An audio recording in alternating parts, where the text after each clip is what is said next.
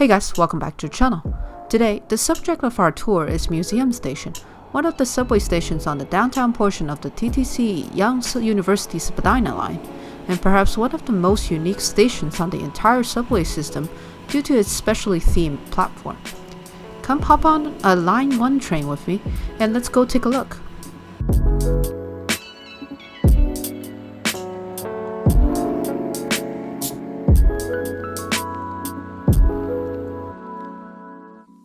Before we get to the contents of this video, I'd just like to give a huge shout out to all of our subscribers who have already followed us on Twitter and Instagram and have joined our Canadian Infrastructure and Transit Discussion Facebook group.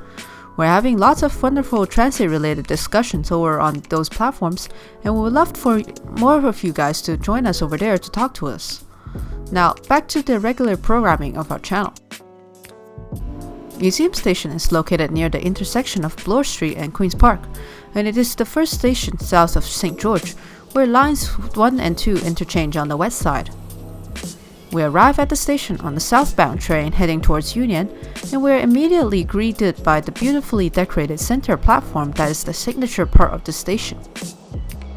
Remodeled in 2008, the platform is now decorated with art that evokes exhibits in the Royal Ontario Museum, which the station is in close proximity of and is named after. The supporting columns are made to resemble Toltec warriors, Chinese Forbidden City columns, First Nations houseposts, ancient Egyptian deity Osiris, and Doric columns found in the Parthenon. The walls at platform level are decorated with large panes of red tile, with the station name cut out in huge font, revealing the historical hieroglyphic inscription underneath. More details of this remodel can be found on this sign on the platform. Besides the unique details on the platform, the usual workings of the subway station platform are all here, including a designated waiting area, TV screens, and a telephone. One interesting fact about Museum Station is that it is, along with Bayes and St. George stations, one end of a unique full double-track, grade-separated Y junction. When the Bloor Danforth line initially opened between Woodbine and Keele stations in 1966, the two lines were jointly operated as a single system, using this Y junction in between the three stations. Some trains would come down southbound on Yonge Street, turn the corner to head up University, turn at the Y, and head towards Keele Station to the west, while other trains would turn at the Y to go to Woodbine Station to the east. And there was a separate service only running along the Bloor Danforth line. This special method of service ran from February to September 1966, when it was changed to the current separate line system we know today. Unfortunately, the Y junction proved to be a major choke point for trains, and since the system was run as a whole, any incident would propagate through the whole system. This is also when the lower Bay station was closed, as it was only needed with the usage of the Y. And one final little detail of the platform is this little train signal suspended from the ceiling, another interesting detail about the inner workings of the Toronto subway system. Now, time to find our way up the concourse level of the station. You may notice that there is only one set of stairs and escalators up from the platform, and that is the unfortunate truth about the station, along with the fact that there is no elevator, which means that the station is unfortunately not wheelchair accessible. There were plans made in 2005 to add a second exit at the other end of the platform, where the prison bars are. But so far, construction has not been scheduled, and this area is currently being used to store maintenance equipment. Heading up to the concourse, we see a small but functional area where all the activity of the station is focused. The small area is split up into two by a long row of Presto gates, with the collector's booth in the middle and 4 street exits spread out with 2 on each side of Queen's Park.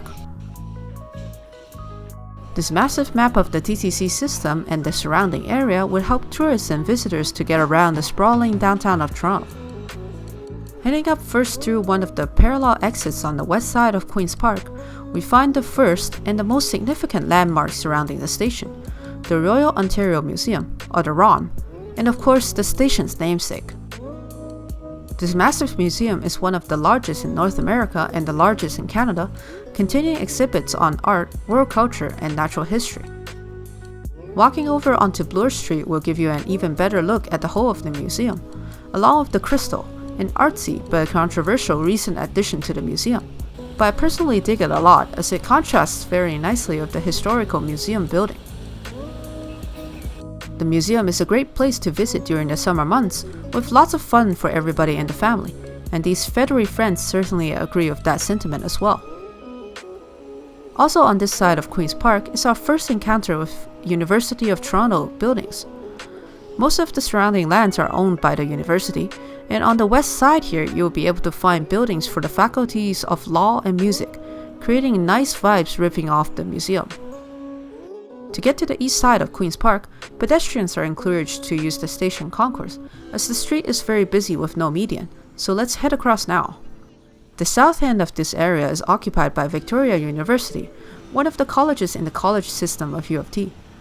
Students are often seen here frolicking and studying amongst the beautiful scenery and greenery, and you'll find us passing by here sometimes as well, if we have classes on buildings near Bloor Street that we need to get to from the main campus. Walking towards the north end, you'll also be able to find the Gardiner Museum, which specializes in ceramic arts of all sorts from around the world, and features these two friends out front. This museum is often shadowed by the much larger ROM right across the street, but still offers some really nice exhibits for any art lover. And of course, at the very southern end of the street here is Queen's Park, a centerpiece of downtown Toronto and where the Ontario Legislature building is located. Keep walking down south, and you will eventually arrive at the southern end of the park, where you'll find Queen's Park Station, which is the next station on the line. And this marks the end of our video today, featuring a unique station that is a must-visit for any first-timers in the city, if not for the unique design, then for the numerous landmarks in the surrounding area. Hope you enjoyed this video. Like, subscribe, and comment down below to tell us what your favorite part of Museum Station is, and where you'd like us to go next in our Station Focus series. Follow us on Twitter and Instagram, and consider supporting us on Patreon so that we can make more awesome videos for you guys. Thanks for watching guys, and we'll see you in the next one.